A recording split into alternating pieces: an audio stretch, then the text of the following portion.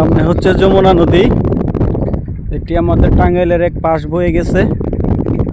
ওই যে সবাই বন্ধু বান্ধব সবাই বসে আড্ডা দিতেছে।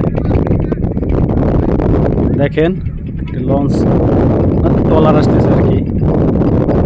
এখান দিয়ে মানুষের চলাচল যাতায়াত রাস্তা এই যে আপনারা দেখতে পাচ্ছেন। এদিক দিয়ে সোজা 1 ঘন্টা 40 মিনিটের মতো লাগছে আমার ওই মেন রোড থেকে এখানে হাইটে আসতে। ওই পাশে ওই যে বাদাম ক্ষেত আছে, ওই যে ওই পাশে বাদাম আবাদ হয় এখানে। এই যে মানুষগুলো দেখতে পাচ্ছেন এখন এই সালো থেকে নেমে এই রাস্তা ধরে এই দিক দিয়ে হেঁটে যাবে। একটু একটু তো আর না, অনেক রাস্তা। ওই যে সব বাদরের দল বসে রয়েছে। আমি হেঁটে আসছি ভালোর মধ্যে, মোটর সাইকেল বারবার স্লিপ কাটে তাই হেঁটে আসলাম। 1 ঘন্টা 40 মিনিটের মতো লাগছে ওইখান থেকে আমার ওই যে এখান থেকে আসতে। অবশেষে যমুনা নদীর পাড়ে আসলাম। পরিবেশটা অনেক সুন্দর, দেখি উপভোগটা কেমন হয়।